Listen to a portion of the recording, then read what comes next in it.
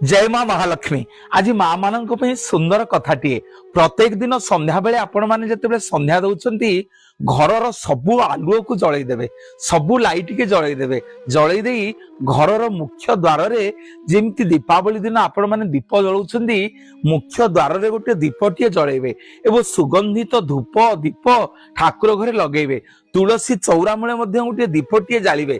देखिबे प्रत्येक दिन एइभଳି भाबरे करंतु एवं मन रखु मोर माँ मैंने रोषे घर केतेबेले हलदी लुण आउ सोरिष तेल ये तीन जिनस को केतेबेले रोषे घर सारिबा को देबेनी।